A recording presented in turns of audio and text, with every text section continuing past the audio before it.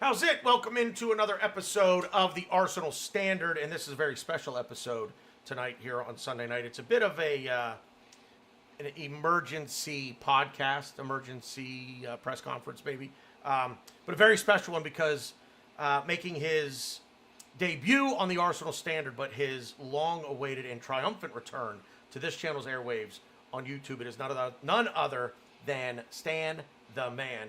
Stan, welcome in. How are you, sir? Good to be back here doing this with you after such a long hiatus.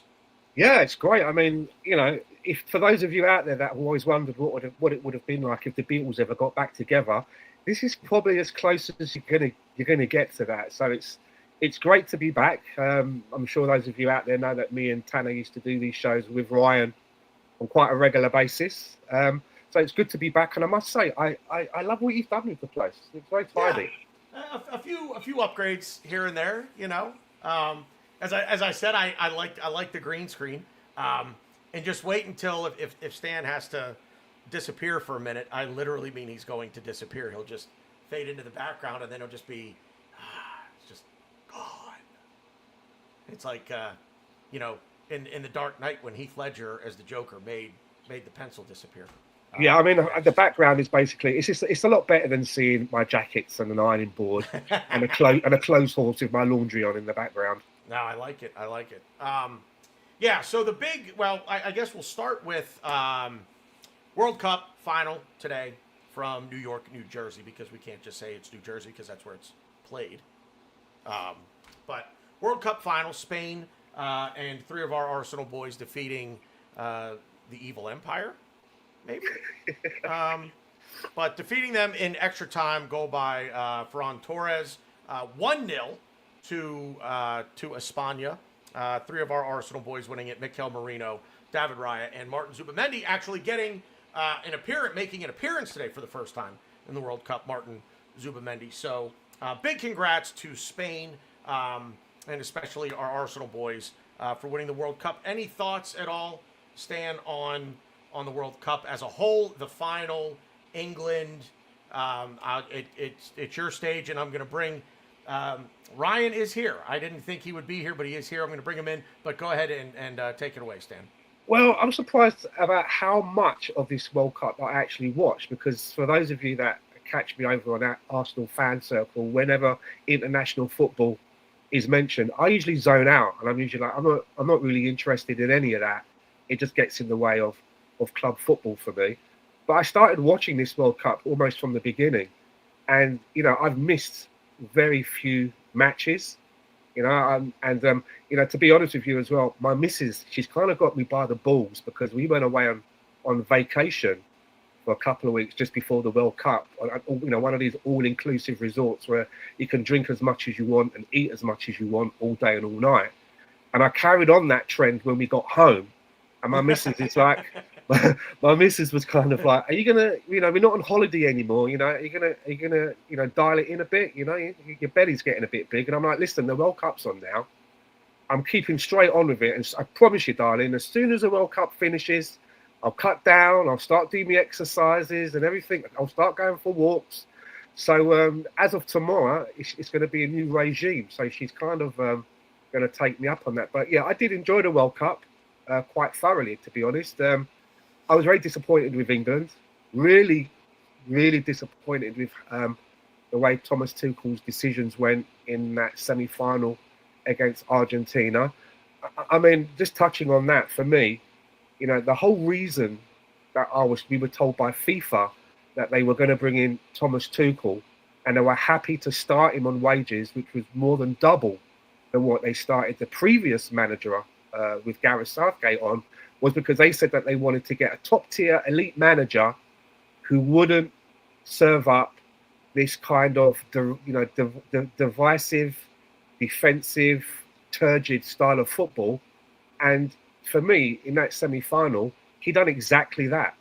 Yeah. So I was very, disappointed and happy with how that went. And then especially when I watched the game yesterday for the third place against France and England, and saw how they managed to navigate their way through that match, you're sort of thinking to yourself, well, where was this in the semi-final? Where was some of the selections? The people, Saka didn't even make an appearance. And I thought, okay, that's probably his World Cup finish then. He's probably got a carrying an injury. But, yesterday he looked full of life, got a hat trick. So I was a little bit confused about that. But looking at the final today, thoroughly pleased that Spain won, and not Argentina. I'm thoroughly pleased that we have, another three players in our ranks that can all wave around the World Cup finalist medal. Yeah. I just real quick on the England semifinal, and then the gulf of disparity between the way they played Argentina in the semifinal to the way they played France yesterday. It's amazing what no pressure will do for you, right? When you and that is not me giving England or Thomas Tuchel an out. It's more of an indictment of them that if that's what you're going to do when there's no pressure on, get out of the business, because your job is to win, and that's pressure. And if you can't, if you can't handle it, if you can't take the heat, get out of the kitchen. If the jersey is too heavy for you, then this isn't the right gig for you. I was thoroughly disappointed with what I saw from Thomas Tuchel. Really, the entire tournament. It was Stan. Dare I say, and I will get, I'm sure, lambasted by Ryan for this one because I already said it at one point. Watching England, really, it was like watching watching Arsenal for large stretches of the season, where it was just no creativity, no idea what an incisive pass is, let alone know how to pull one off, completely risk averse, and just completely unwilling to take any chances at all for fear of turning the ball over and being countered. And now, maybe England's defense not quite what Arsenal's defense is, but scared money don't make money. If you want to put a gambling term on it, you're not going to score. You're not going to score goals if you don't take the chances. And England didn't seem to really want to take a lot of chances at this World Cup. I think it was a very risk-averse style of football to play from Thomas Tuchel, and you're absolutely right. When he was brought in, it was to get away from the Gareth Southgate, pragmatism, pragmatic football, sit back, defend, take your chance where you get it, but, don't turn the ball over, don't make mistakes, don't do this, don't do that. And what we get this entire World Cup? And to just hi Ryan, good to see you again, sir. How are you? And go on. No. I was just say I heard my name, so I took that as a bet. Stan said Ryan, and I was like, oh, let me hop on. So I came up to say hi. And I wasn't gonna be on tonight, but it's to me it's a big guest. And I'd feel like an asshole not welcoming you to the show, not welcoming you to the Arsenal Standard. So that's okay, Ryan. Some things never change, so don't feel bad. Don't beat yourself up. But I just want to say with Thomas Tuchel as well, I was looking at an interview with him just over a year ago. I think it was one of his interviews when he was first appointed. And one of the questions he was asked was that, what is it that he was going to do different? What is it that he was going to bring to this England team? And he said one word. He said excitement. And then I look at the way that he made those changes with half an hour to go in the semi-final. You've got a 1-0 lead against the world champions, and then you start taking off somebody like Gordon and bringing on Konza. That's not excitement. Yeah, I don't stay in. You froze there for a minute. I don't know if you're still talking. You froze up on us. There Sorry he is. about it. My internet's a bit weak. Just very disappointed really with Thomas Tuchel and the way that he took England through that competition. Yeah. Ryan, the World Cup's over. I know you're a big international footy guy, and Stan, I'll just echo what you said right off the bat about interest level, if you will, in international football. But ironically enough, I'm right in lockstep with you. I actually really enjoyed this. Being at a bar, working at a bar, and with the World Cup being on, 3 matches a day, 4 matches a day during group stage play. And it was fantastic. It's like it's on all the time. Ryan can attest to this, Stan. I don't know if you're much of a basketball guy, but March Madness, the national college basketball tournament down here in the States, And it's like the first couple of weekends of that, it starts at noon, it's over at midnight. You've just got wall to wall college basketball, and that's what the World Cup was like. This time around, I don't love that they've watered down the competitions, adding 12 countries in, but it was entertaining, and I thoroughly enjoyed it. And you know what? You can count me among people that will probably now start to pay a bit more attention to international football. Can I just one last thing on the World Cup, please, before we hand over to Ryan? I'm never gonna have any glory in the World Cup final. Okay, I can play for England, I can play for Scotland, I can play for Canada because I'm now a Canadian citizen as of a few months ago. My missus, who I'm with, she's got Dutch heritage. I've even got Jamaican heritage. They don't even get to show up at the competition. That's 5 teams that I have. Nice one. Five teams Nice. that I can back in a World Cup, and not one of them can get to a final. So, Yeah. All right, Ryan. Overall take on the World Cup. I know, Germany got knocked out in the first knockout phase. Not to rub that in. Not really. It's not really how I meant it, but just for the folks out there who maybe don't know, you're a big Rub it Germany in fan. like suntan lotion. Rub it in. Ooh. No, this World Cup was amazing. I mean, the game on the pitch stuff. I loved it. I loved every second of it until the final. It was pretty bad. I was watching the game with a friend of mine who knows the game really well.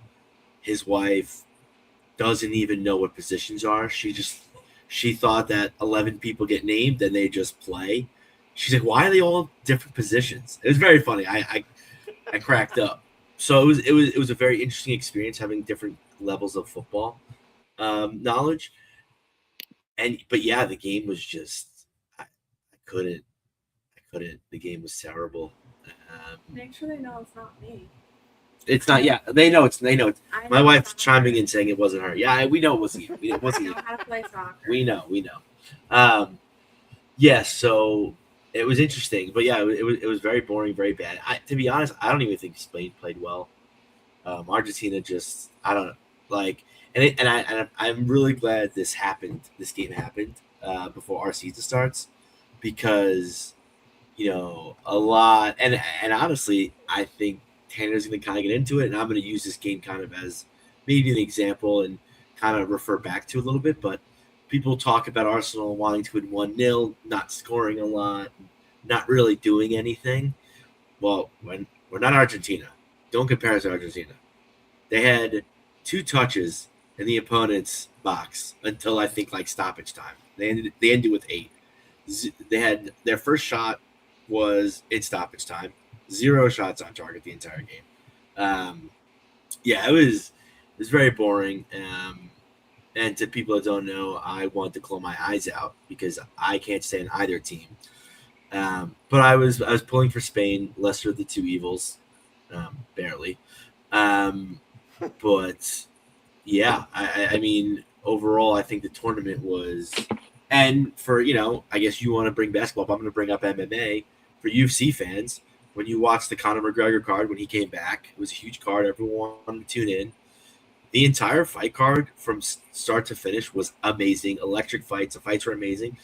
And then you get to Conor McGregor's fight.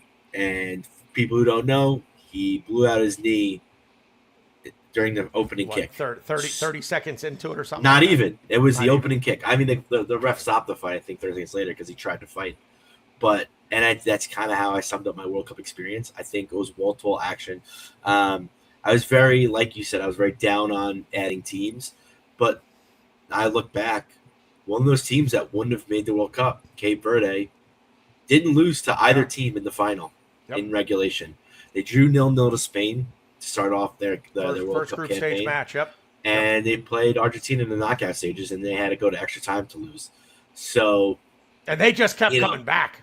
Yeah, and it was a crazy story. That might be the game of the tournament for. Sorry, I don't mean to interrupt you. That might be the game of the tournament for me. I've been to Cape Verde on holiday, and it really is a small place. And I was watching one of the games with my missus, and I kept saying to my missus, I'm pretty sure one of those players was our waiter Then we stayed at the resort. That's how small it is there, right? Yeah. Country Yeah, it's of crazy. It is less than crazy. 500,000 people or something crazy like that. But yeah, it's just wild that it's a team like that coming out of nowhere. No one, I would love to know. I would love to take a poll of everybody that knows if Cape Verde is a country and where it's located, because I bet you a lot of people did not know that before the World Cup. They didn't know it before, but I bet they know it. Yeah, I bet they know it now. But yeah, I mean, to be honest, I don't know. The France-England game was pretty nice, and it was funny because we talked and we were like, "This game doesn't matter. It's stupid. It's silly. Why do they have it?" And I agree. I don't think it matters. But then I watched it and I'm like, no, like this was nice. I enjoyed this. But I think a big reason why people enjoyed it so much was because both teams I lied. I think England was kind of playing for something, but France in the first half didn't give a shit. They didn't. England scored and they were like, okay, so this game doesn't matter. This game is meaningless. You're not getting a bronze medal. There's no podium ceremony. I am curious. And it's funny because while we were talking about that, I wanted to look up what the point of that game is, but my ADD self got distracted and I saw a bird and I forgot all about what I was thinking about. Yeah, a squirrel. Yeah. But it was a great World Cup, and I'm excited in 4 years when it's going to. Is it Saudi Arabia in 4 years? I don't even know. It's Portugal. Spain, Portugal, and Morocco. Yes. Saudi Arabia is in 8 years. Yeah. Saudi Arabia is 8 years. Yeah. Interesting. I'm excited. For both of you, real quick, and then we'll get on to the Morgan Rogers thing. Look up the stadiums in Saudi Arabia where the games are going to be played. They look like they're preparing for liftoff. Some of these stadiums that they're building in Saudi Arabia. I'm not kidding. Like some of them, honest to God, they look like, okay, so you have an apartment complex of all of these buildings. Did you knock down like 4 or 5 and put a pitch in the middle and then like carve out into other buildings around it, the seats? Because there's a stadium that legitimately looks like it's just apartment buildings and the pitch is right in the middle. Kind of like Highbury. But Highbury started off as a football ground, then became apartments. I digress. So the reason that we are here is to discuss the Morgan Rogers drama of yesterday. I can't get this out of my head. I have so many thoughts on this. And I'm going to give each of you, obviously, your turn at all of this. But where we're going to start is just thoughts of the player. Forget the move to Chelsea. Forget the price tag for a minute. Just thoughts on the player overall.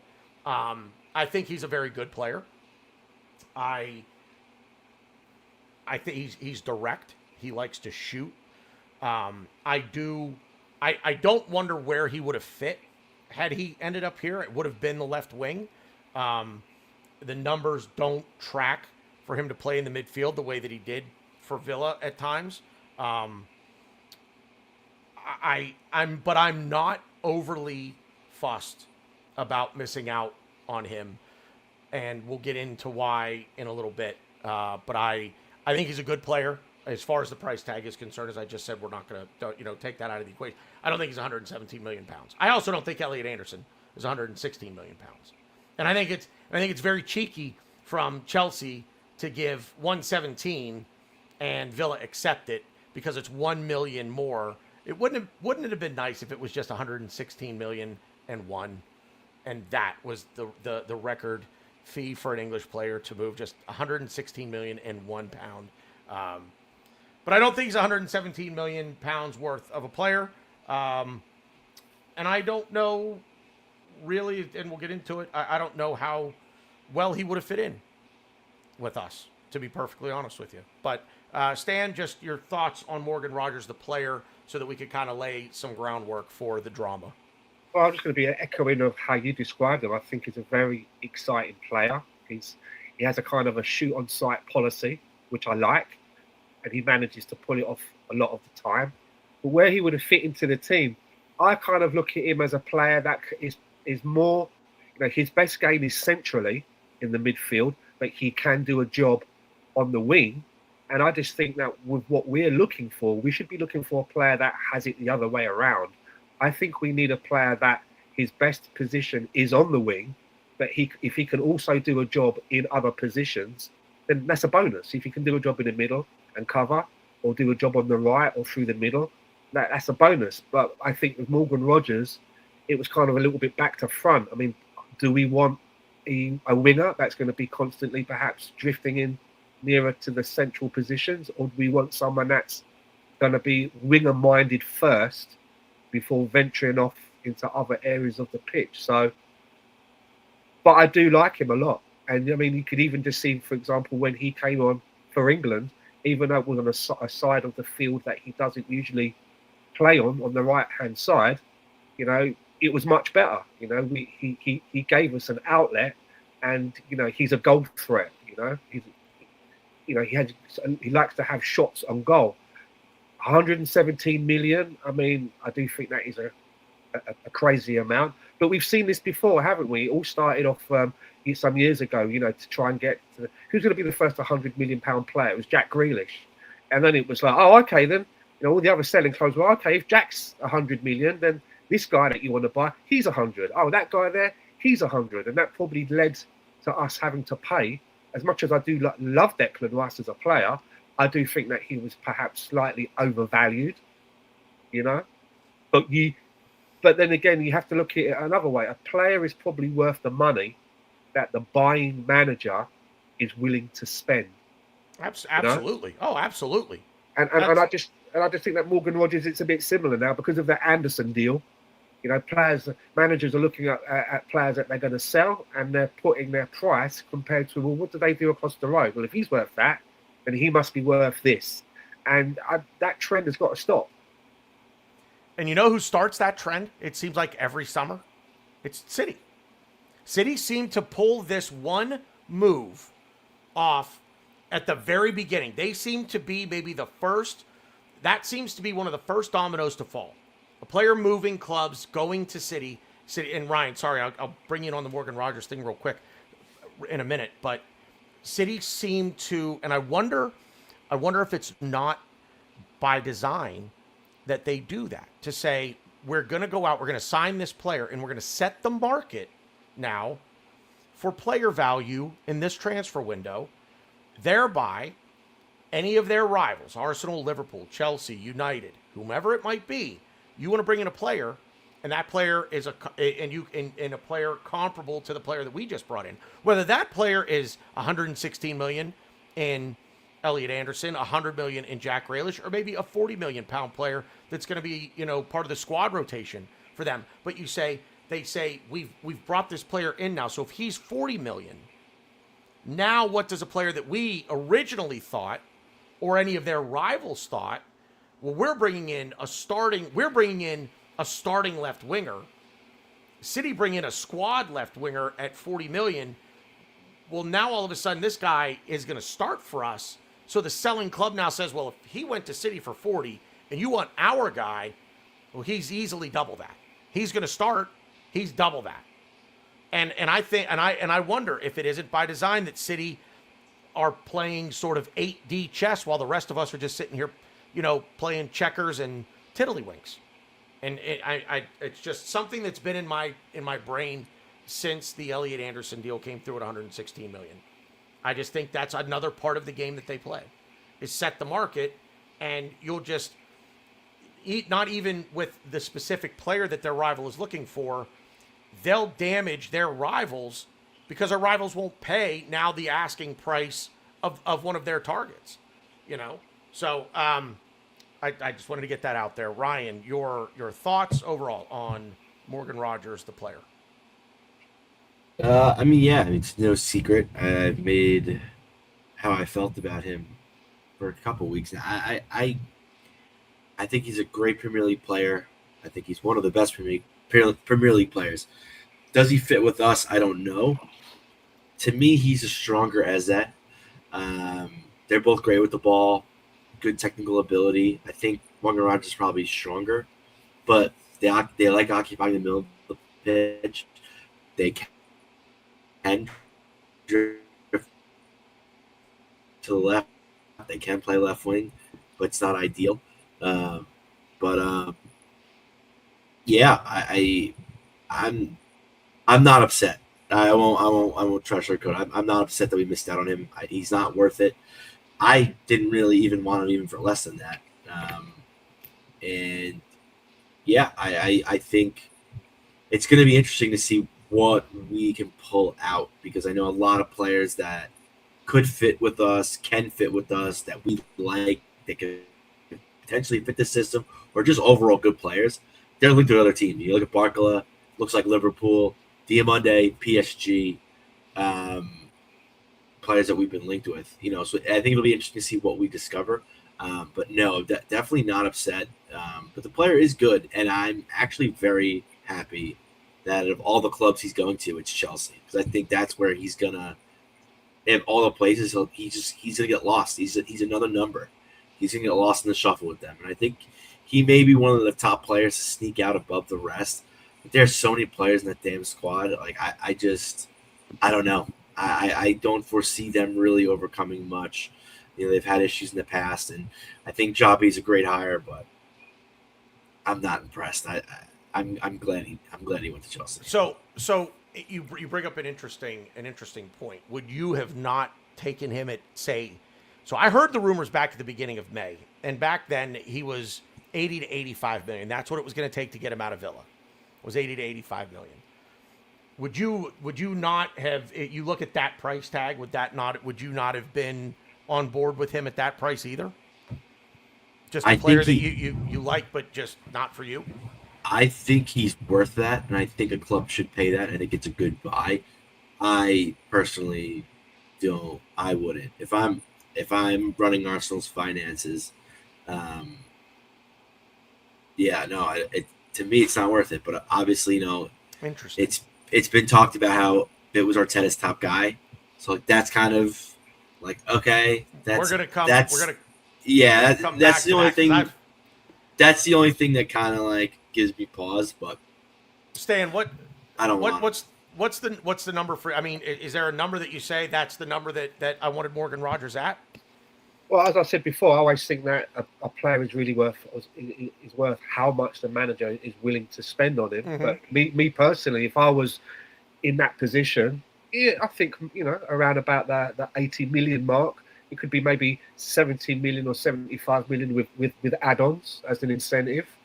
I would have been happy with. But if I may, I'd like to read out what Andrea Berta had to say about the situation. Please do. Which also goes into a little bit of his thinking when it comes to buying players.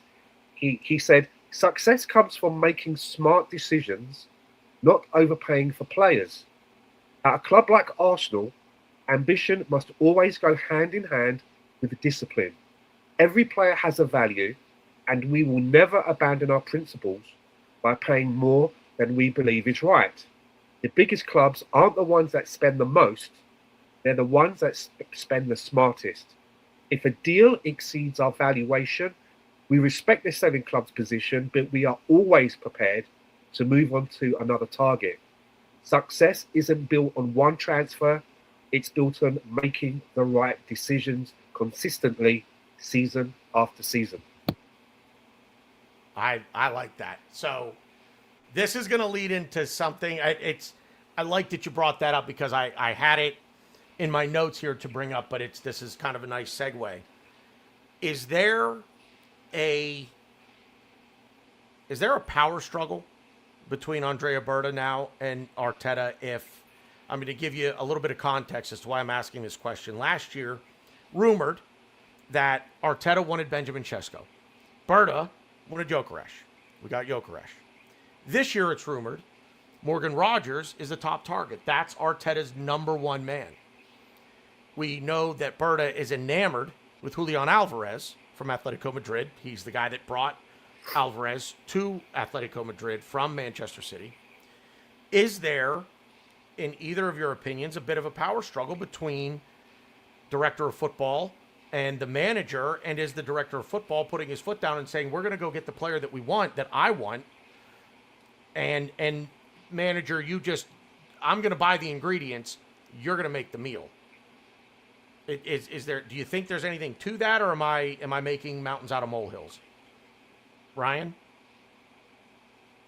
Yeah, I don't see. I think mountains and molehills. All right. Yeah, I mean, I don't 100% disagree with you as I normally do, but I think there's something to it. But I also think like as a manager and as director of football, you can't be married to one player because as you see, as the transfer window has gone on, like teams can outbid you. Julian Alvarez, for example, can be like, "I want Barcelona. That's my dream club." So many. It's so there's so many moving pieces in transferring a player from one club to another that you cannot be married to one player. And whereas I do believe to an extent that Bird is an Alvarez guy, and Arteta might be going the Morgan Rogers route, or like the Sheshko Gilchrist debate, but I don't think Arteta is going to be like, "Don't get me Gilchrist." Bird is like, "Well, too fucking bad. I want him, and he's coming." I think. Well, I don't think. As far as I know, and is all the signing of the players, Arteta has personally sat down and spoken to, whether it be on the phone or like in person, every player that's came through the Arsenal doors while he's been in charge, and I think he's spoken to all of them. He's laid out the plan. He's laid out there about what he wants to do, what he wants to do with the club. But I think it's also what he wants to do with said player that he's signing, because every player talks about how Arteta was the reason I came here, I don't think that's because I have to say this even though Berta wanted me. Arteta was like whatever. No, I genuinely believe that it's a partnership in a way. I mean, yeah, does Berta do most of the heavy lifting? Probably, but I think Arteta definitely has gives Berta an earful on who he wants to bring to the club. Stan, am I crazy in my maybe conspiracy theory? I don't necessarily believe it wholeheartedly, but I do think that there could be. I think there could be something there. Am I way off base here? Well, I think when they were bringing Berta in for the position that he has, I would have imagined that the way that the ownership, the belief that they have in the manager, they would not have brought somebody in if Mikel Arteta had said, "No, I don't see myself working with this guy." They wouldn't have done that. And I think with Morgan Rogers and Julian Alvarez, I think that Mikel Arteta likes both players. He's made no secret either about Julian Alvarez as someone that he'd like to bring in, but perhaps it was more of a case with the manager that he felt that the left wing side, that part of the team is the area that he wants to fix first. Then we can look at other positions, and then maybe an Alvarez can follow if they can get a deal done there. But yeah, I think that I don't think there's any issue. I don't think that these two guys aren't on the same page, and I do not believe that the ownership would have dared to bring someone in that's going to rock the boat and upset what they already have. It would be down to the sporting director to come in and make sure that he is a fit and he's going to fit in with everybody else, because everybody else is not going to change. I mean, Andrea Berta is what we used to call in the army. He's the FNG. He's the fucking new guy. Fucking new guy. Exactly. He's the one that's got to fit in with everybody else. So, yeah, I just think it was perhaps maybe their priorities in the positions were maybe a little bit different. And I think that they've been talking to both players, both Rogers and both Alvarez. But it just seems that with the Alvarez deal, it seems that there needs to be more convincing, because he's already gone out there and told everybody that he wants to play for Barcelona. So my thinking there is, it's like, even if we were to get Alvarez, let's say Atletico Madrid dig their heels in and they refuse to sell to Madrid or Barcelona come hell or high water, unless one of them wants to pay the 500 million, whatever it is, release clause, which is never going to happen. And then he comes to Arsenal. My only concern is, does he use Arsenal as a reroute, a redirection to get to Barcelona? He comes to Arsenal, and then in the season's time, he then says, "I want to go to Barcelona now." And Barcelona have already spoken to him in the background and said, "Hey, there's still room for you here." And are we going to be used as some sort of a stepping stone for him to get that dream move? That's my only concern with Alvarez. If that, and I thought about that too, Stan. If that were the case, and let's say that he spends 2 years here, and let's say that Arsenal, get with, his agents. And again, this is hypothetical conspiracy theory kind of stuff with Alvarez, just real quick. But, Arsenal say, look, we'll entertain a move to Barca for you in 2 years' time. We'll entertain it. We'll get you to where you want to go. And imagine that there could be I don't know that you'd turn a profit per se, but let's just say you don't turn much of a loss from purchase to sale. I think I would be okay with that. I think I would be on board. And you know what? I kind of like the transparency of what something like that could look like, because, we're looking at it saying, well, you could be a means to an end. For Alvarez, for us, we have a need that you could fill right now. In 2 years' time, who knows where the market is and who's available in 2 years' time. And we, the Arsenal, could be a means to an end for Julian Alvarez to make his move to Barcelona, because Atletico just aren't going to sell him within the league. So I personally, if there were transparency enough, everybody were on board, I'd be perfectly fine in a scenario like that where Alvarez comes in for 2 years. I'd want 2 years out of him. I'd want 2 years. And I would say entertain. I wouldn't say guarantee we'll sell you to Barcelona. No, because now you just say, well, you guaranteed it. You promised me Barcelona come in and say, we'll give you a bag of balls for him where you're not getting any money. Sorry, you promised them, and here we go. But I would be, if there were details ironed out and everybody were people of their word, I'd be okay with that. I think I'd be okay with taking Alvarez for 2 years. Yeah, I would be as well. What I just don't want to see happen is that conversation isn't had, and in a year's time or 2 seasons' time, he pulls Alexander Isak and refuses to come to work, and it's all that shit going on. Yeah. So back to Morgan Rogers and the thing that in the Ornstein stuff yesterday that really jumped out at me was the influence that Xabi Alonso had in getting this deal done. Now, we don't know the particulars of, did Arsenal even make a bid? We heard 3 days ago that there were club-to-club meetings between Arsenal and Aston Villa.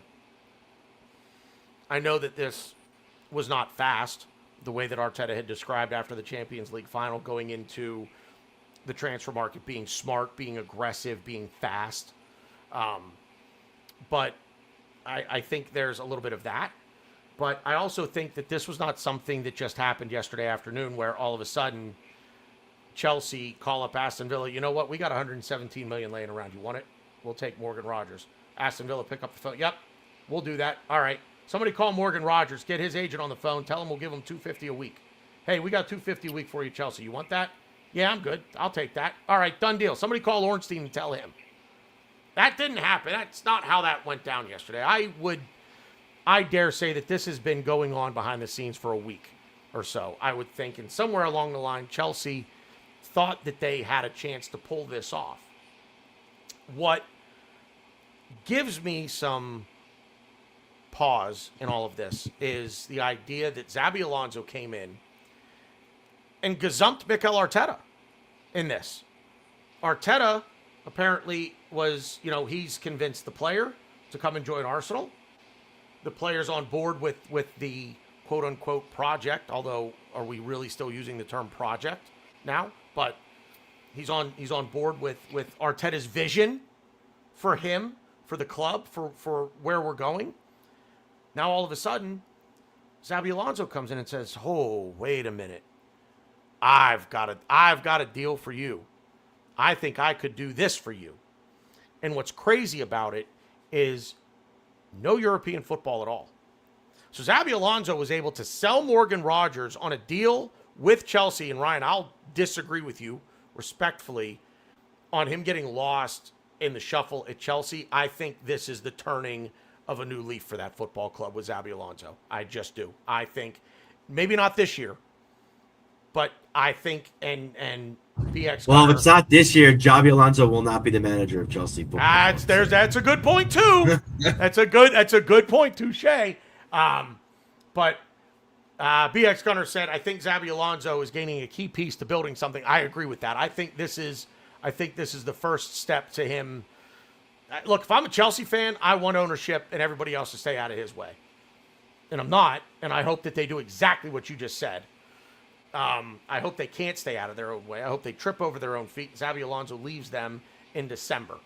But if they seem to have figured it out, I think this is a great move for them, and I think he fits in better at Chelsea, quite frankly. And that's not even taking into consideration anything that Xabi Alonso may have said. I think he'll fit in better there with Xabi Alonso.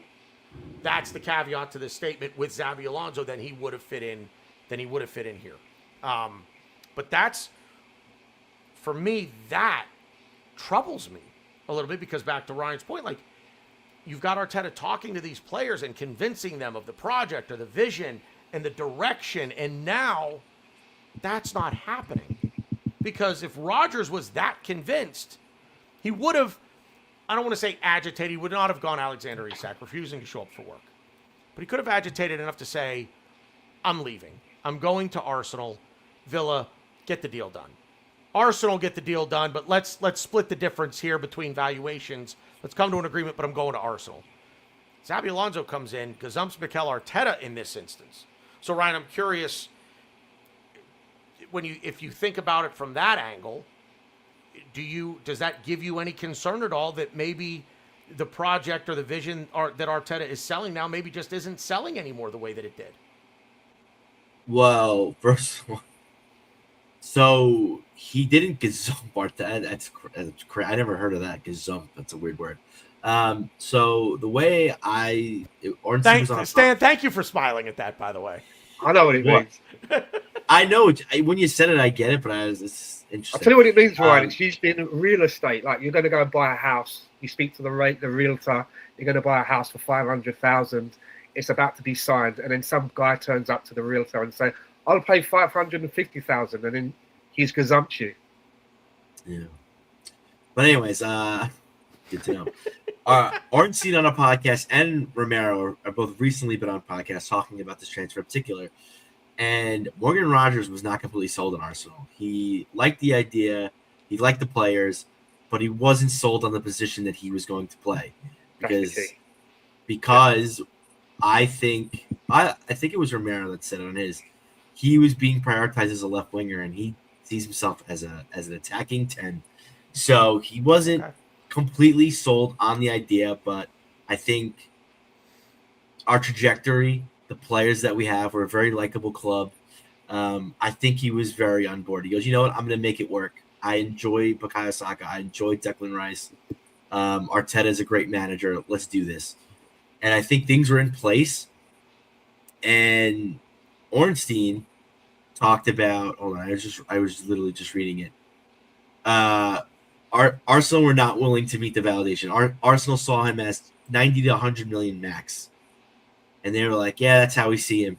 Chelsea swooped in and said, 117? Yeah, sure, we'll pay it. They didn't even negotiate with Villa. They just said, that's what you want? Cool. I'll buy it. No haggling, no nothing. And people, bitch and moan about, you haggling? We're not Chelsea. We're not City. And people need to realize that. We're not going to break rules to bring players in. We don't have this the Kroenkes are a very wealthy family, but we're not breaking the rules. We're not just going to pay out the asshole for players that aren't at the valuations that we give them.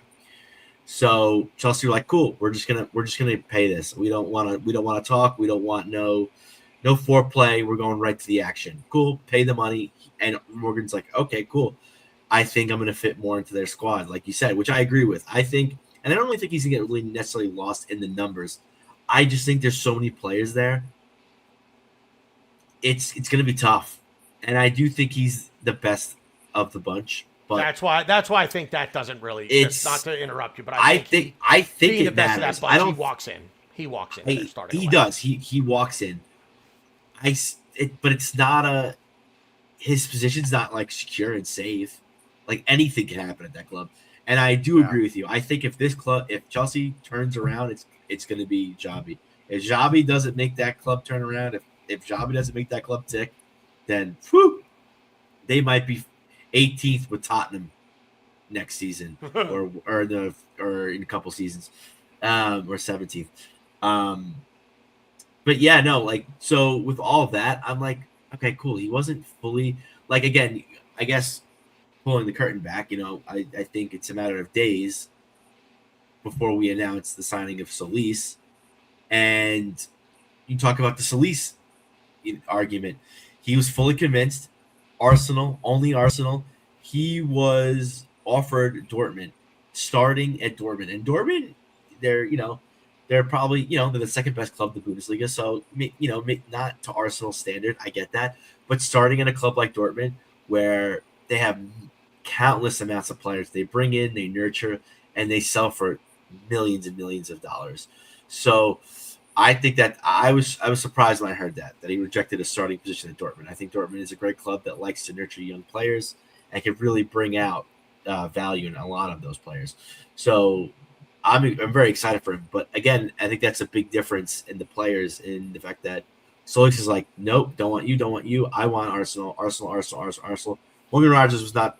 I don't think he was completely sold on him individually as a player. He was sold on the club, he was sold on the culture, and he was, I think, sold to the manager.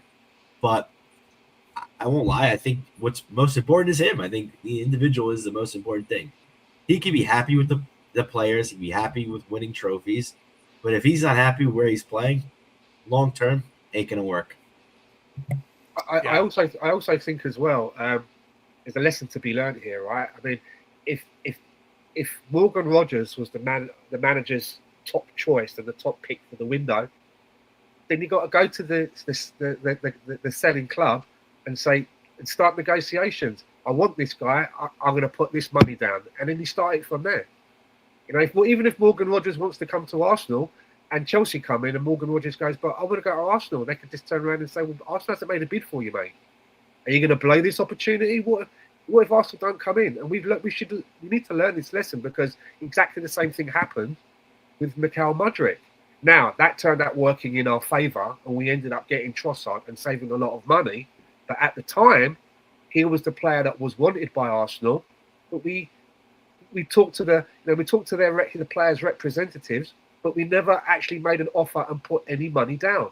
And I think the lesson to be learned is that if you've got a number one player, you can't leave the door open. At least then, if we had gone there and said, okay, 90 million, and then Chelsea had gone in, then Aston Villa could come back to Arsenal and say, well, you've offered us 90, Chelsea have offered us, 117. What do you want to do? Put the ball back into our court. And then we can say, we'll match that. We can maybe offer a structure that will match that, or no, that's too much, we're walking away. But we never even got an opportunity to have those conversations. And I think as far as Xabi Alonso is concerned, he's got a lot to prove. He's obviously a very good manager. We saw what he done in Germany, but he got treated appallingly in Spain at Real Madrid. Yeah. Absolutely appallingly. And he's obviously now got a point to prove. But what I don't understand is that with Liverpool, I think it was obvious for a while that they were going to get rid of Slot. Even not to us, but behind closed doors. That's not a decision that was made overnight. They must have been throwing that around the board and the hierarchy of upper management. And while they're having those conversations, they've got a ready-made manager sat there who has club history in Xabi Alonso, and they didn't make a move. And again, Chelsea went in, they made a concrete move. Now he's a Chelsea manager and not a Liverpool manager. And now they're getting in Raiola from Bournemouth. But again, Chelsea are very decisive. If they want somebody, they don't dither, they don't drag their feet. They get, they put themselves up in front of the club and they put their money down. Is that a flaw within our transfer, I'll say, strategy? Because yes, we bring in Andrea Berta, and we're, he's the godfather. He's this and that, but nothing changed in terms of transfer strategy and the way that we operate. We're monitoring the player FC. We're keeping tabs on the player FC. We're showing interest in the player FC. But like you just said, Stan, a club like Chelsea, they want it, they just go and they do it. Now, I'm all for financial restraint and having, set your value. Set your value. Don't go over what it is that you feel that player is worth, because if your value of that player is 80 million and you go to 100, we're not City where we're just printing money, or Chelsea for that matter, if they're still doing it. If we've got an 80 million pound valuation on a player that we've got to go now and pay 100, that's 20 million from another target that we now don't have. But the timing of everything, I also think, plays a role in this. And that is that we seem to want to, we're going to put some feelers out there. And then we're going to put a few more feelers out there. And then next week, there may be an email. And it just seems like it's an advertising strategy where you start here and then you move to here and then we do this. And it's like it's a ladder, and it takes a month for us to get to the top of said ladder. And I wonder if that also doesn't play a role in maybe some of the disappointment, if you will, in people with not landing Morgan Rogers. But is that something, Stan, that bothers you in terms of how long it seems to take us to do things? Because just out of nowhere, then yesterday Chelsea are flap 117 million, throw it down, we're done, we're out the door. Well, put yourself in the mind of a player. Let's say you're a striker and you're playing for a mid-table team, and all of a sudden you got Andre Berta coming on the phone through your agent saying, like, we're really interested in this guy from the next window. Would he be interested? And you're like, yeah. You take to your guy, yeah, I'm interested. And he comes back and says, this is how much they're going to pay you. Are you happy with that? I'm really happy with that. Okay. And then a week goes by, and then you hear that Andre Berta speaking to another striker from another club and doing the same thing. And then another striker. And then before you know it, you're now one of 5 strikers that has had talks with Andre Berta. Meanwhile, another club comes in with a solid offer. What do? Do you say, well, I'm going to wait and see if I'm the lucky one out of the 5 and, burn all my other bridges? Or do you say to yourself, well, fuck you.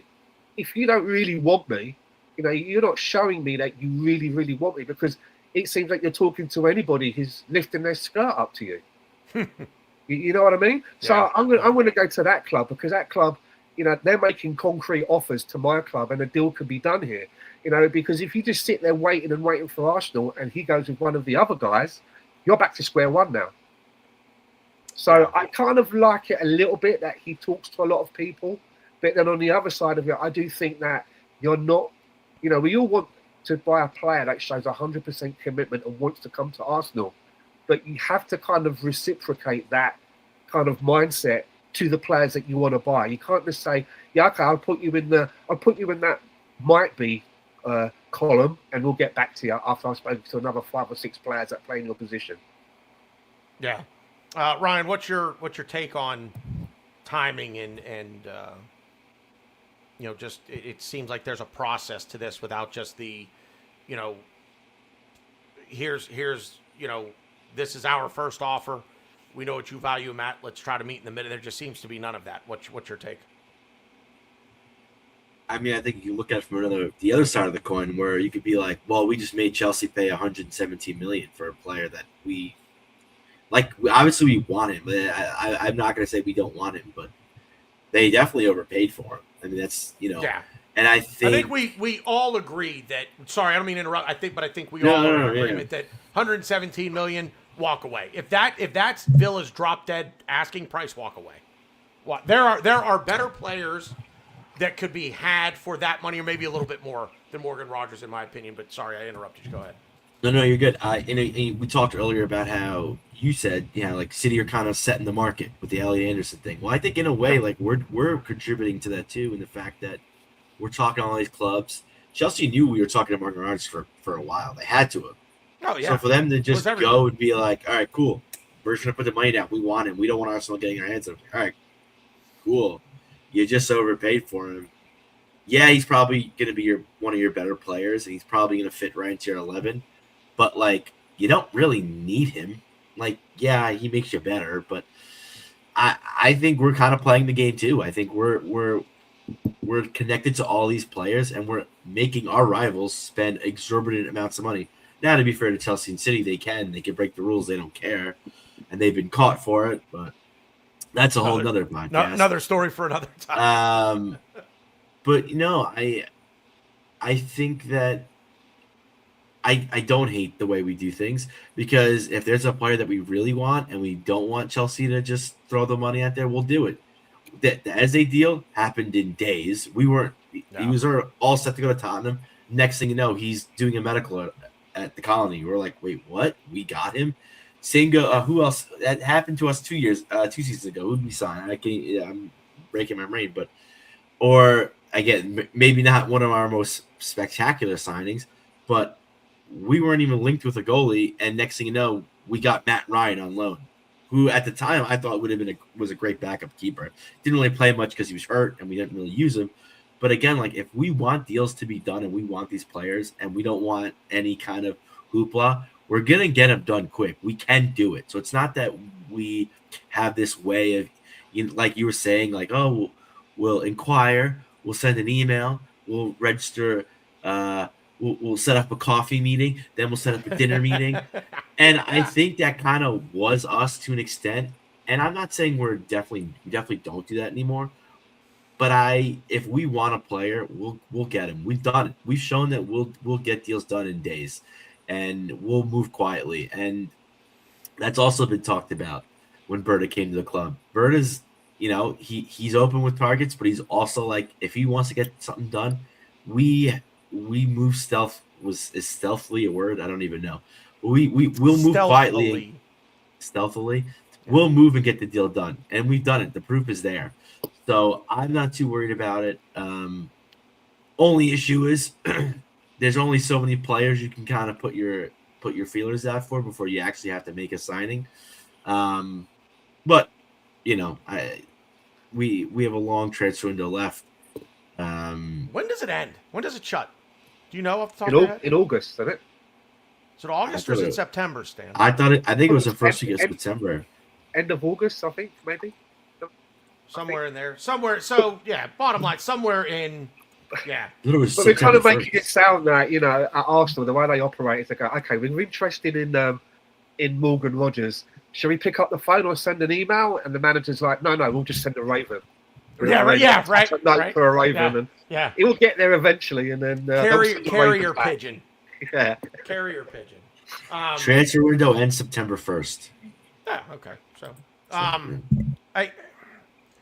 So, I said this on one of the more recent shows that we did, and I will give credit where it's due. Elliot at Arsenal Vision said this, so I'm not quoting him or paraphrasing him, but it's his idea, and he's spot on. But I did say this, that, excuse me, the better we get, the smaller the pool of players becomes that actually make us exponentially better or levels better, even a level better. And if you're going to spend, okay, 100, not that we were going to spend 117 million, because I don't think we were. But if you're going to spend that kind of money on a player, that player needs to come in and raise the level almost exponentially. And I don't think Morgan Rogers does that for us. I don't know. There are maybe, and I something I was doing last night, so forgive me if I drone on here for a minute, fellas. I was thinking about this last night. Go through by position and think of the players in the world, and there are a lot. So, but the players that would make us better in every position. Can you name a player in every position that would make us better? I would say in every position, no. I don't know that there's another goalkeeper in the world that makes us better than we are with David Raya. There are no center backs in the world that make us better. And I will say there's no center backs I would rather have than Saliba or Gabriel, because those two together are the best center back pairing in the world in club football. Now the conversation, okay, you get into fullbacks, and okay, yeah, there can be arguments for some fullbacks. I could get that. Midfield, maybe a few more, but an attack is where the bulk of the best players, of the players that are available in the world, can make us better. And for 117 million, if we're going to spend that on an attacker, that player does need to come in, and it needs to make us, it needs to raise the level. This needs to go from we are Premier League champions, but we get knocked out by a championship side from the FA Cup. We lose in the Champions League final. We lose in the League Cup final. To we're just blowing people out of the water now. And we're doing it the right way. And there are players out there, but 117 million, you better be getting not the best player, but that player has to be the right player, and it has to raise the level. And that pool of players just every year is going to get smaller and smaller. It's going to shrink and shrink and shrink until eventually the players, what we're doing now is developing our own to try to get them to be the next kind of big thing, right? So I don't really know where I'm going with that. Somebody jump in with a comment or something. I feel that if we were bringing Morgan Rogers into play in the midfield, then I think that would be an upgrade on what we have in the midfield. Certainly, I do think that.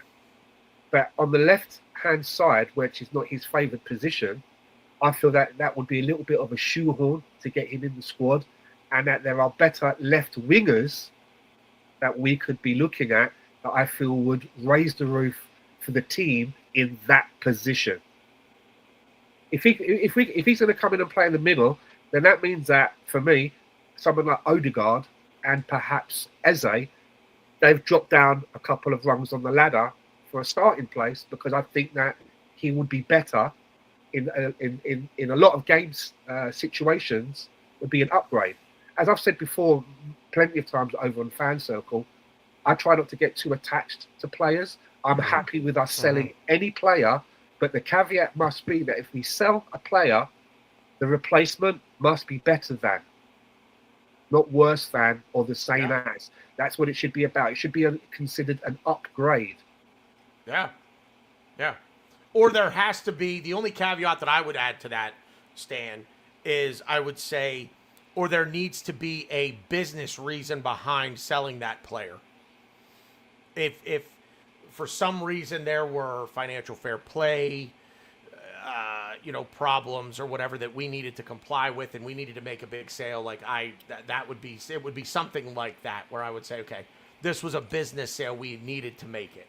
You know what I'm saying? That would be the only reason to maybe contradict your point, but I agree 100%. I'm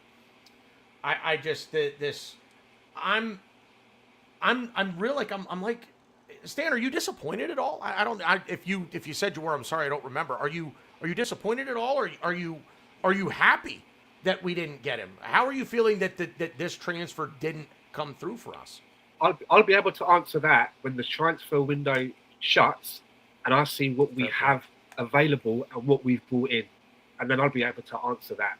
Because as I said, I do like the player, but I do think that he is going to play his best football in the middle of the park. And as you said, it sounds like that we weren't willing to give guarantees on positions, whereas Chelsea were probably able to give him dead cert guarantees that he's going to get his favoured shirt number and played in the position that he loves the most. And there may be times where he'll need to help out on the left wing, whereas it sounded the other way around at Arsenal, where he was predominantly being brought in from the left wing. But there will be times when he may find himself playing in his favoured position in the middle of the park. Yeah, I mean, to be honest, I personally am not. I agree.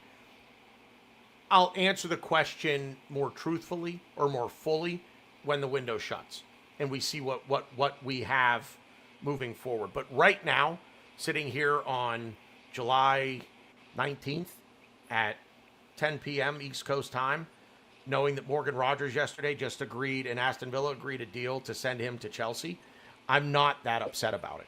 I'm really not. I don't even know that he is a player that raises the bar that much for us, even at 85 million pounds. I don't think he does. I'm not overly fussed with the midfield that we currently have. Something that I keep thinking of,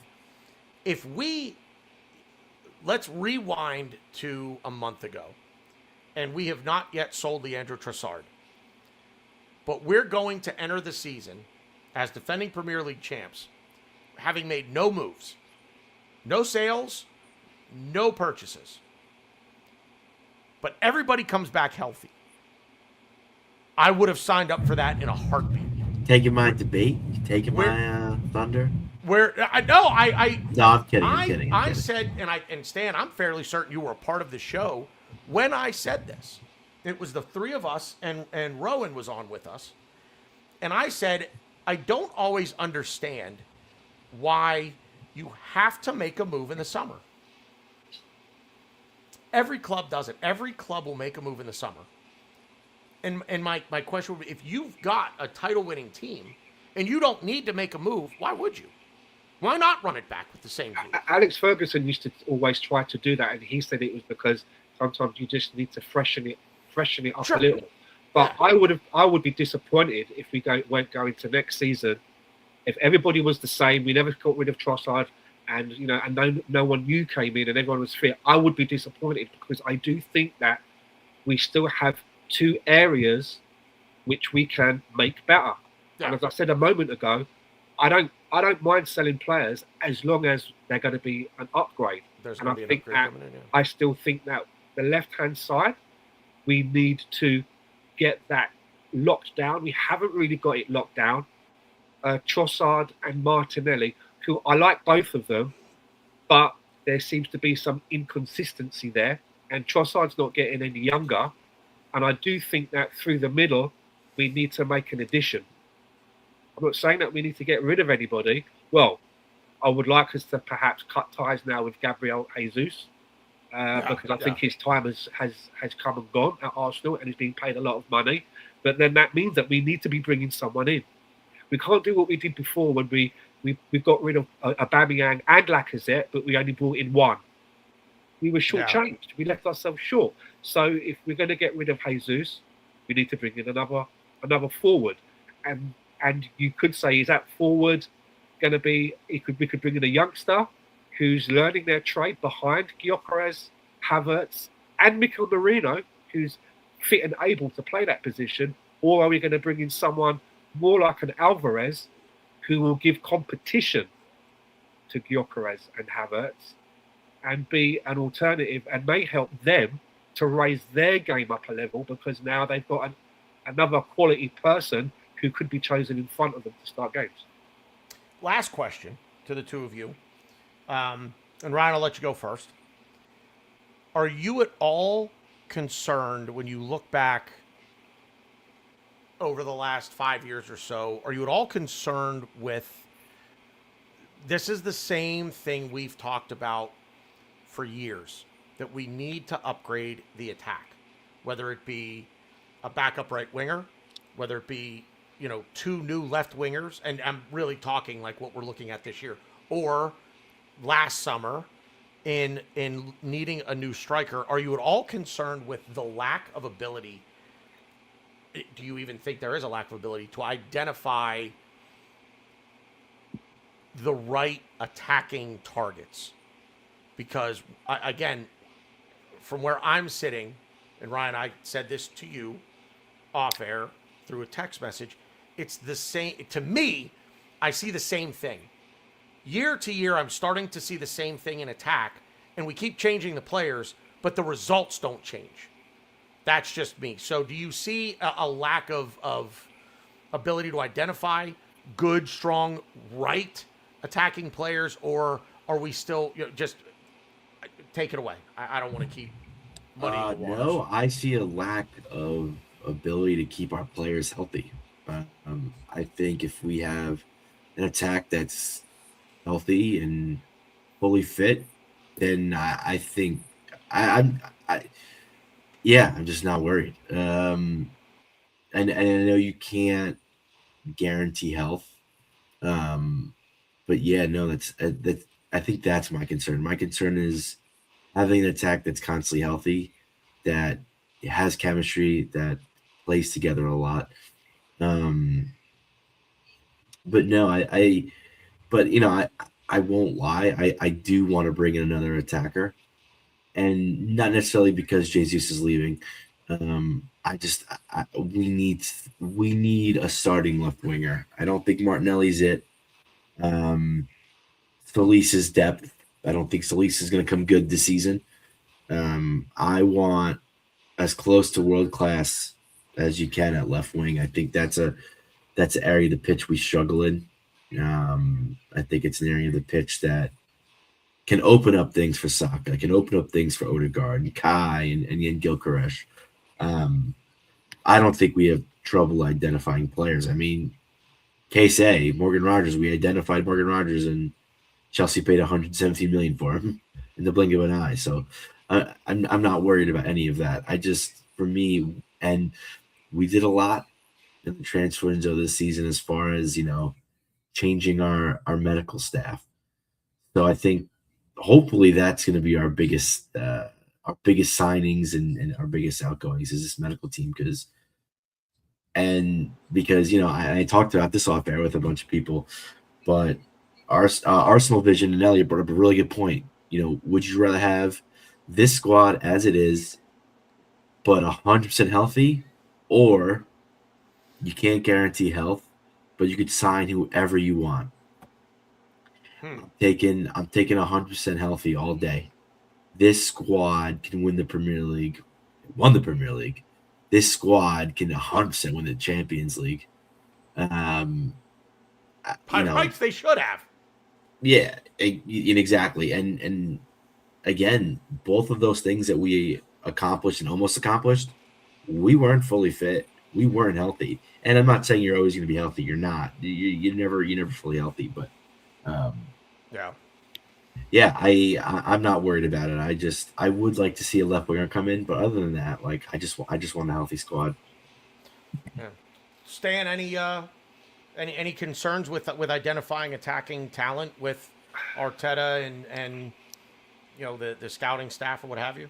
I'll answer it like this. Okay, let's look at Semenyo, what he's been doing and what he's been playing like since he went to City, and let's look at Eze. He's a similar kind of a profile and how he has performed at Arsenal.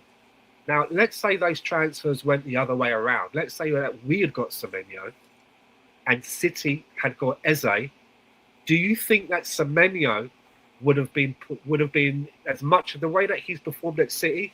Would he have been doing that at Arsenal? And the way that Eze had performed, would he have done that at City? Or is it down to more than just the individual? Is it down to the instructions that they're being told, the way that the team plays? I think he would have seen the same thing. If we had bought Semenyo and City had bought Eze, I think Eze would have been as successful as Semenyo has been at City. And the kind of, the numbers and what we got from Eze, we'd be getting from Semenyo. Because they have to operate within the way that the manager wants them to operate. They're not just told, right, we've bought you, just go out there and do your thing. That's not how it is. They have to fit within the structure. And maybe sometimes the structure at Arsenal can inhibit, because we are a defence-minded outfit first. That seems to be our superpower. The way that we are off the ball, our defensive, even just the way that Mikel Arteta, when it's come to buying players, he's been focusing on the defence for so long. Look how many left backs we went through to find the right ones. Look how many goalkeepers we went through to find the right ones. But I would also like to say is we're not getting Morgan Rogers, so who could we get? And there are a lot of names out there. There's a Rafinha. A Vinny Jr. would be, for me, a marquee signing if you can get a Vinny Jr. And that doesn't seem impossible with what's going on at Real Madrid, and then bringing in Mourinho. Maybe the salary would be an issue, because a lot of the time, especially like a player like Saka, who I think is now our highest paid player, he's probably got a clause in his contract that says, if you bring in another player and you pay them more than me, then you've got to bump me up to be level with what you're doing with that new guy. And when we were looking at Mudryk, which he went to Chelsea for like 88 million, we were looking at spending around about 80 million on him, and that got taken away from us. When that was happening over on Fan Circle, me and Ray were saying, well, who would you look at? And there were a lot of names that were thrown about, but both me and Ray said that, you know what, I quite like Leandro Trossard at Brighton. He'd be a lot cheaper, and I think that he has the wherewithal to have a little bit of about him. That he could be a great hand for us at Arsenal.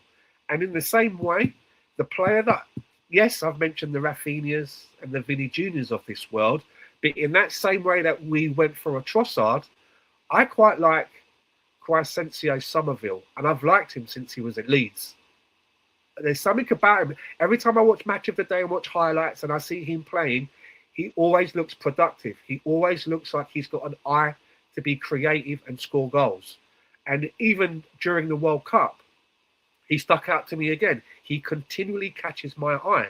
So, yes, it's nice to get big names and big brands and big marquee names, but someone like a Crescencio Somerville, I wouldn't have a problem with that because it would be a step up for him, which I think he would relish. And he does look like a lively, useful player. That's Stan. That everything that you said there is,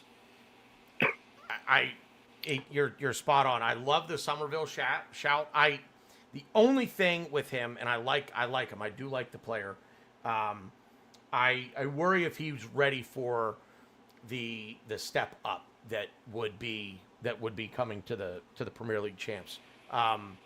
Ryan, you had your camera off, but I'm hoping that you heard what Stan said about the Semenyo versus Eza conversation,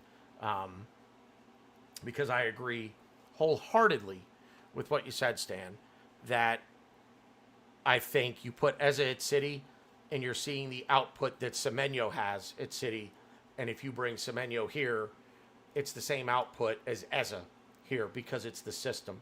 It's what the instructions are. So to make this easier for Ryan to understand, this is the segue into saying I don't agree with that. So it's what Arteta, it's what he wants to do. It's how he wants. I'm not saying that when I say it's how he wants to play, he wants to score a goal. I'm exaggerating to prove a point so you don't jump off a bridge after I say this. But he wants to score a goal. That's it. And once that goal is scored, he's like, okay, we're done. We do nothing, and now we defend. Because for whatever reason, that helps him get his jollies off. Is defend. Or possession. Gets my jollies off too. Winning the Premier League trophy. See what I tell you, Stan, before we started. What I tell you, it's trophy. He can't see. But what else is there? Trophy. What? But tell me, what else is there? Is if I would have said to you, here we go, Stan. We're gonna get into it now. I warned you. No, I told you if he showed up, we're gonna do it. If I said to you that we will not average 2 goals a game next season, will we win a trophy? I would have said that had I said that to you before last season. But obviously we did. And again, the content and to sort of contradict my own point, okay, and I said this in our group chat yesterday, and so that Stan knows, the context of this is City didn't score 2 goals a game in the league either, and they were the highest scoring team on 77. So they were literally 1 goal shy of averaging exactly 2 goals a game. So across the board, scoring is down because what we're seeing, I think, are teams showing up to games that are just saying, let's just stay in it. Just play the low block. Let's just stay in it. But if that's what you're doing, if that's what you're coming up against constantly as a manager, you've got to figure out a way around that. You have to. And I don't see that Arteta is doing that, which is why I agree with what Stan said, that if you simply flip Eza and Semenyo, I think you're getting the same thing. Well, they occupy 2 different, in my opinion, they occupy 2 different positions on the pitch. Semenyo's more wide than Eza is. Eza likes to come in. He's more technical. Semenyo's a runner. He can create more. Eze likes to kind of be flashy and shoot more. And I'm not saying Stan's wrong. I'm not saying you're wrong, Stan. Personally, I think Semenyo fits us better than Eze does. So, to me, I think Semenyo would have been a better signing than Eze. I think Semenyo, kind of going to what you were saying today, and Mike Hers was saying a little bit too, as it was kind of a vibe signing, and I agree. I think he was a cherry on top of a sundae, and it's a good story. It's an academy player. You know, his remember this tweet. I'm gonna make it. It's a great story, and it's perfect for the club we are and what we represent and the culture. And I loved it. I loved the signing. I loved but also remember that that's when it came out that Kai was going to be sidelined for like 8 weeks with the knee, and that was all right. But I mean, like I don't disagree with the vibe signing thing. I a little bit, but he does. But like Eze isn't like cemented into our 11. Like when we signed Eze, I think we wanted him to be in the 11 because he's passes, as a player. Again, the whole story, we wanted it to work out. Let it all work out. We wanted it to work out. But I think when you bring in that player, you're not saying, he's like, again, Morgan Rogers. You're Chelsea, you're like, okay, he's in the 11. If Morgan Rogers comes to Arsenal, no, I don't think he's in the 11 guaranteed, especially when he's saying he'd rather bleed in the middle than left wing. No. Eze, for me, no. You can't guarantee him. Again, same as Rogers. I couldn't guarantee him the 11. And left wing, yeah, but Eze's not really the left wing I wanted, or he's not really a left winger. I think Semenyo is. Semenyo's a winger, period. So I think it's just different. I just think I don't want to go as far as to say comparing apples to oranges, but I don't know. I just think Semenyo would have been better for us than Eze. I do think, though, that when Mikel decided that he would bring Eze in, I think he definitely had him earmarked to be playing more games on the left, to play in that position. And I think when he probably spoke to Eze and said, okay, we can probably do something here, but you do know that I'm probably going to look to start you more on the left than in the middle, than where you've been playing at Palace. And I think Eze said, listen, mate, I'll play in fucking goal for you if that's what you want. Don't worry about that. Whereas Morgan Rogers didn't say that. Morgan Rogers was probably weighing it up and thinking, well, if I have to, then so be it. Maybe I can get chances in the middle and prove myself. But I think that what happened was then Mikel Arteta looked at Eze playing on the left, especially against Aston Villa, and thought to himself, nah, that's not, in the words of Hulk Hogan, you know what I mean? That doesn't work for me, brother. And I think that's why it wasn't until the end of the season where he was willing to roll that dice again to get Eze back into the team, because he knew that we were lacking somewhat creatively up the further end of the park in the team, and he was willing to make that gamble. And we're still looking to buy a left winger. He hasn't said, we don't need a left winger, I'm going to play Eze there. That's where Eze's going to be playing next season. No, that's not the case. So, we even tried Nani there. Like we were going to push that. We're all right, man. Exactly. It wouldn't work either. So I definitely think I think we ought to try Nani as the beer guy. All right, be nice. He'll be quick. And maybe he could deliver beer, right? Because he can't deliver. The thing about Nani is that he loves to dribble, but he will try to dribble. He tries to dribble the ball to the first row of the stands and then give the ball to those people that are sat there. It's like, you got to stop at that white line, mate. If you go past that white line, you're out of bounds. You can't just keep dribbling up the stairs into the concessionary area, buy yourself some snacks and dribble the ball back. You've got to stop at that white line, mate.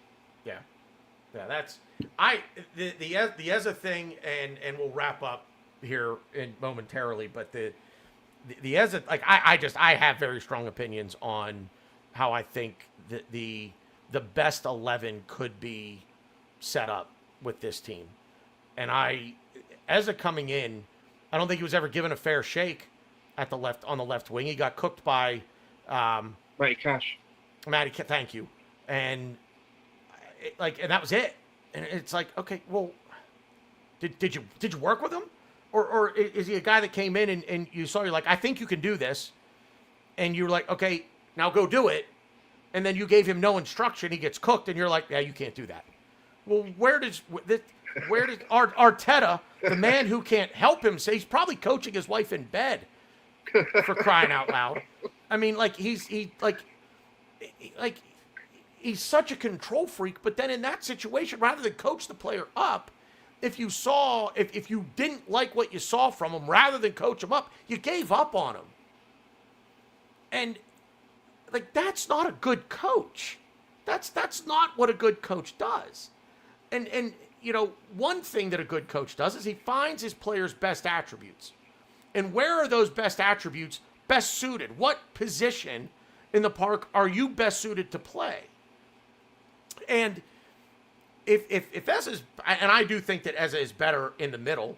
I think he's better as that pseudo, that left 8, not pseudo. I think he's better at that. That's where I think he can be most effective. But I don't think he can be poor on the left wing. And I'm gonna kind of go with a Clive thing now, but it's really interesting what Clive said a couple of days ago on Vision, that we're almost playing with wide 10s. Yeah. We're being creative from the wide areas, not from the middle. We're not relying on the. Wenger used to do that all the time. Yeah, we're not relying on the wingers to be the goal scorers. We're relying on the wingers to be the facilitators, to be the creators, and Eza can do that, I think, from the left if that's the role that you want to give him. But because I'll keep going with this. I don't think Arteta knows what he wants to do in attack. I don't think he knows himself how he wants to develop this attack to score goals. This team's got 100 goals in it. As it stands right now, give me Solis over Trossard. This team's got 100 goals in it. I just don't think he knows how to get it out of them. Give me a midfield of, I'm hoping here, okay? But if there's one signing that we could make this summer that I would jump over the moon for, or be over the moon over, would be Bruno Guimaraes. So give me a midfield of Declan Rice, Bruno, and Martin Odegaard, healthy. And then give me Eza on the left. And now let's see what we do. Give me a healthy Saka on the right. And I pick them of Havertz or Gyökeres in the middle. I think. But where are you? What are you doing with Declan Rice? Because again, that seems to be. I move away from the double. Is he playing as a 6 or is he playing further up the pitch? Nope. He plays as a 6. He's get away from the double pivot, because he and Zubamendi last season didn't work. And one thing that I can't say I rue it, because I have no say in what happens or not, but I wanted a midfield of Eza, Odegaard, and Declan Rice. There's the creativity. Why do we need to defend with 8 players? We have the best defense in the world, the best 2 center backs in the world, one of the best goalkeepers in the world. Why are we defending with 7, 8 players? Why can't we defend with 5, maybe 6, but attack with 5, maybe 6? He did go there, though. At near the end of the season, he did go more that way.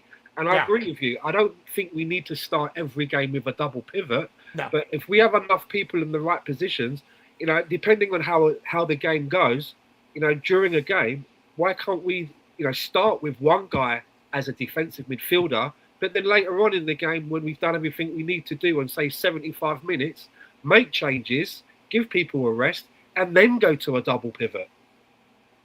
You know what I mean? Just to give it a bit of security to see out games. Stan, you're speaking my language.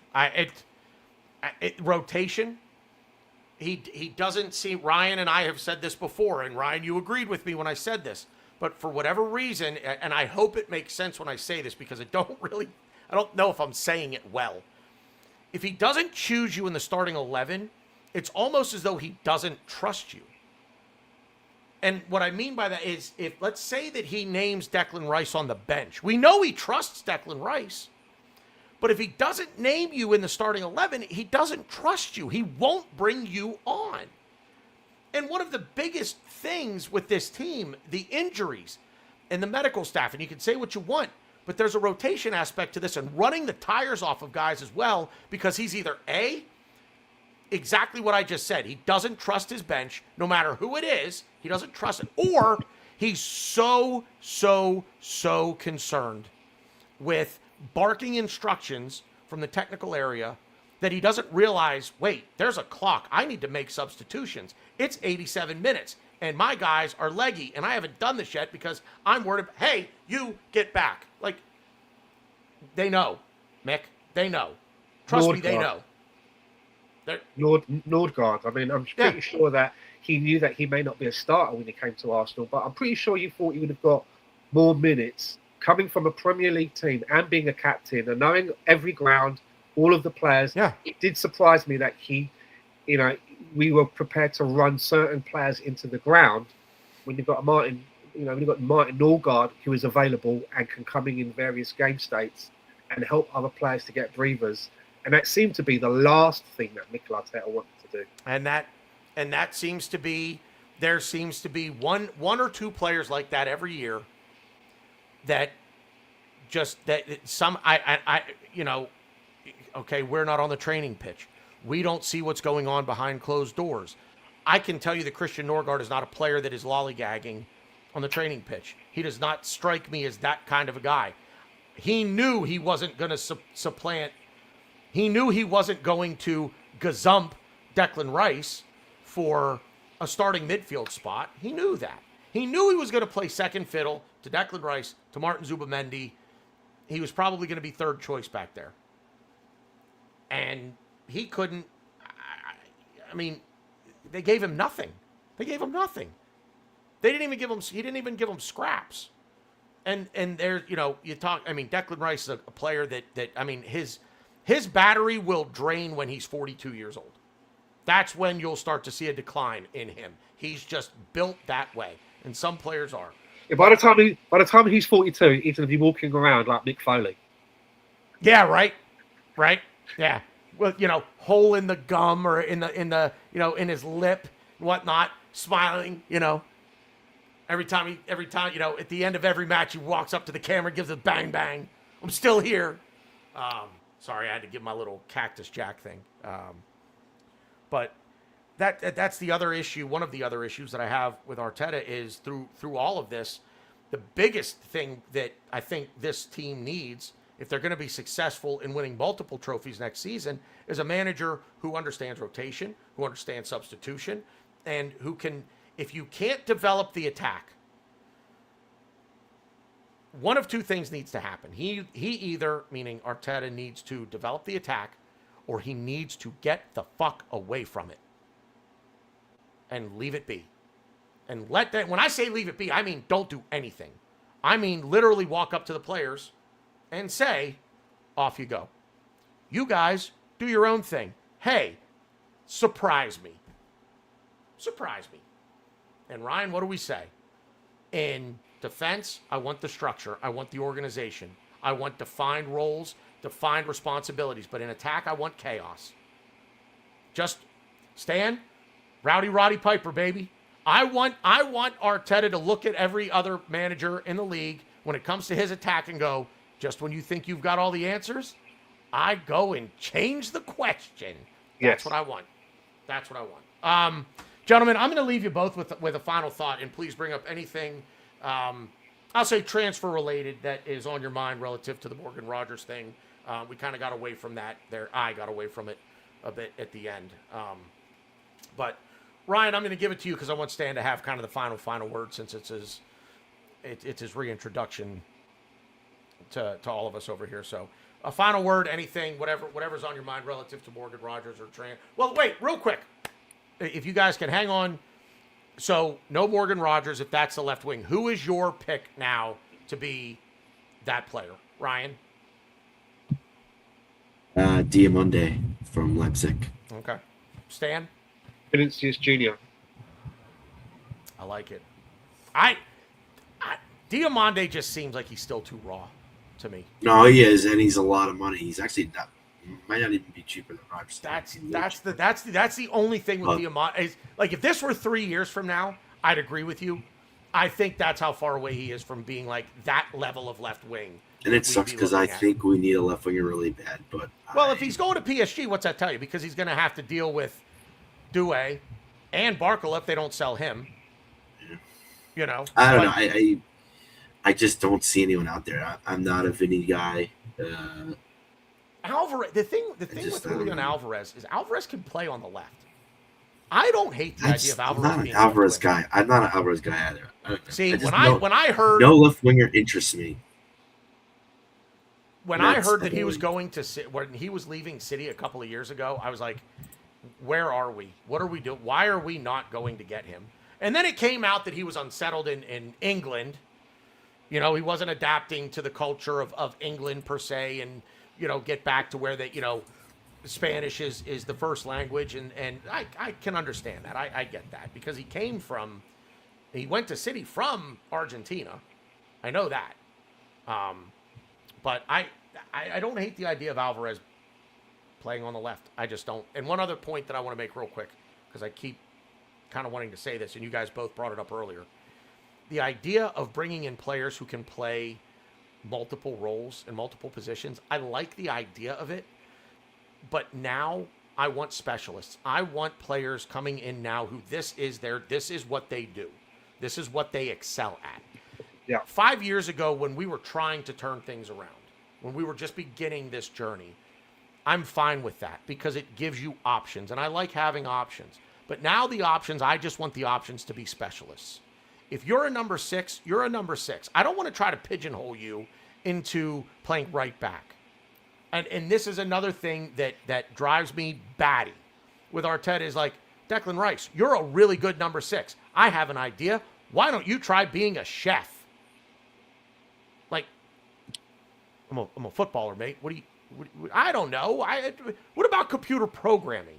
Maybe you could be the stadium announcer. We have high hopes that you would be able to do that role as well. Gunnersaurus needs someone to cover in his summer holidays. Right. I'm not convinced that he won't try to get him to be Gunnersaurus in like an early round League Cup game at home. And I know the two guys who play Gunnersaurus, thanks to Magic Mike.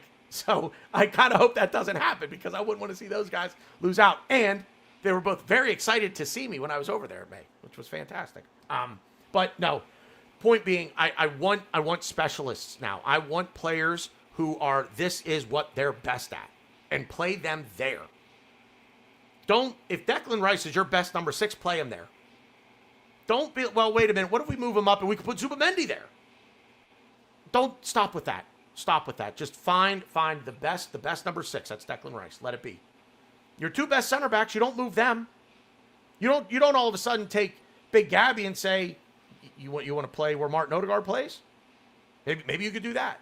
William Saliba actually probably could do it because I believe he led the team last year in most progressive passes. A center back. Think about that. Yeah, go get me specialists. I'm done. Ryan, final thought. Transfers, Morgan Rogers. What do you got? Stage is yours. Nothing really. I just obviously this transfer saga is not over. I think we're gonna bring players in, but for sure, yeah. I'm not worried. It's not a big loss. The only reason why I had pause was because I was imagining Morgan Rogers in an Arsenal jersey, not because I wanted him to be. I don't know.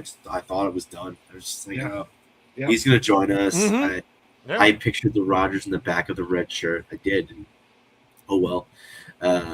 Not upset about it. I am excited to see. I see on Nene, I get excited. That is true though. The Norgard thing really bothers me. The less Norgard talk, the better, because I just get so annoyed about that. I'm gonna just make a guarantee right now. I mean, it's hard to really put the scope on it, but I'm telling you, we're gonna make a signing this transfer window, and it's gonna happen in days. We're gonna be linked with him, and then we're gonna it's gonna be set the next day. Because I do think we move quietly, or we will move quietly for certain targets. And it'll be interesting to see who we bring in, because I do think we're gonna bring in at least 2 or 3 more players. So I'm excited. Still excited, Josh. I'm still excited. Yeah, I think 2 to 3 more players easily. I think there could be 4 or 5. It would be interesting to see who leaves, because I think I think players have to leave. That's, I think, more of a guessing game. curious as to what will happen on that front. Stan, I'm going to thank you first before I give you the floor to have your final say here. But thanks for jumping back in here, man. And we're definitely going to be doing this and having you involved more often. It's good to kind of have the original band minus Rowan and reach out to him and see if maybe he wants to do this sometime. But it's nice to have 3/4 of the original band back together. It used to be back in the day we did a thing called the Same Old Arsenal USA. And it was the three of us and a guy named Rowan, and yeah, like Stan said, this is just a tick below the Beatles getting back together. This is, we may as well wake up, raise John Bonham from the dead and get Zeppelin back. I want to be Ringo. Can I be Ringo? I want to be Ringo. I don't even have a comeback for it. I don't even have. I just like the name Ringo. Ringo. Yeah, go figure. No, Stan. Seriously, thank you very much for jumping back in here with us, and we will certainly be doing this more often in the future. But the floor is yours. Have at you. Loved it. Great to be back with you guys. I feel a little bit like they always say that once you sell a player, never getting back to the club. But I feel a little bit like when Thierry Henry came back to Arsenal for that loan spell. It was magical. I've enjoyed being here with the both of you. Just reminds me of the old days. Great footy chat. As always, looking forward to doing some more throughout the new season with the both of you and the other members of the crew at the Arsenal Standard. But yeah, I'm going to piggyback on what Ryan has said. The window is really just opened now because we've had the World Cup kind of in the way. Yes, other teams have done some business, but now this is where the work starts, and all indications coming out of the club at every level is that there's going to be new faces coming in, 3, 4, maybe 5. So, I think there's going to be a lot of fun, and there's going to be a lot of things for Arsenal fans to talk about over the next so many weeks before the window closes. And for me, I'm just waiting till the window shuts so that we can see where the dominoes have fallen and what we have to work with. But we know that we've got the money. Money's not the problem. We're very good with what we've done with our books. There'll be some outgoings. There may be some players that we like that may go out on loan, like the Nweri brothers may go out on loan again. Maybe one of them will get sold. But as I say, don't worry if you see that happen. Trust the club to bring in upgrades, to bring in players that are better than what we have, because this is our time now. This is our time. The club realises that, yes, we finally reached our goal of winning the league. But as I've always said, it's a really good team that can win the Premier League, but it's a great team that can retain it and win it again the next season. And I've not seen Arsenal do that in the time that I've been supporting Arsenal for, 45 odd years, whatever it is, 46 years. I've not seen that I can remember us retaining the title and to get to a Champions League final. Every year in the Champions League under Mikel Arteta, we've gone a step further. The next step now is winning it. We've got to a final. The only next step now in progression is winning it. And I think that, that is where the club is focused. The club wants us to make that move forward. The Cronkies have a very big sporting portfolio. And I can guess that they're so happy now that Arsenal are winners.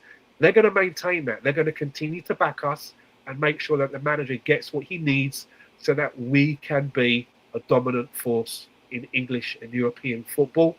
And I don't see that waning in any shape or form. And for me, I'm really excited for the next season that's about to start. Well said. Here. My final thought is simply 2 words: calma. Thank you, obviously, to these 2 guys for being here. Everything that I just said before Stan had his final thought there. It's nice to, kind of get the band back together here. But we'll be doing it again real soon. Tomorrow night, we are going to do another one of these. I'm going to give the real Ryan and Mikey Hernandez their say on the Morgan Rogers saga. OG, if you're game, if you're jumping in, obviously.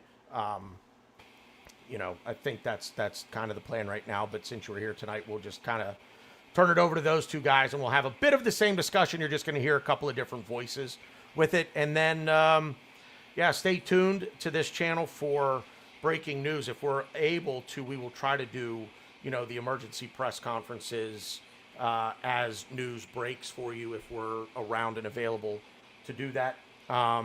Thank everybody in the chat.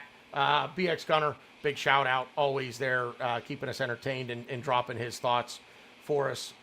Source for Trainers jumped in there at the end. There were a few other folks in here as well. Sean B. Jelland was in there. Around Surviving, which is that guy right there. It's him. That's Around Surviving. What? What? No, nothing. I don't know. Yeah. Yeah. It's a shake of the head. You're not the Arsenal luchador. I'm not gonna. I can unmask you. You're not the Yeah, Arsenal fair. luchador. It's fair. But yeah, it's so tomorrow night. Make sure you click the subscribe button on the YouTube channel if you would, please, and thank you. Leave us a thumbs up if you would be so kind as to do that. Click the bell icon so that you never miss an episode. We are also on all of your favorite audio streaming platforms, Apple Podcasts and Spotify. Search the Arsenal Standard. There will be no outro video tonight because it's very loud. I have to fix it. We're simply going to say it has been good footy talk, and we will see you out there.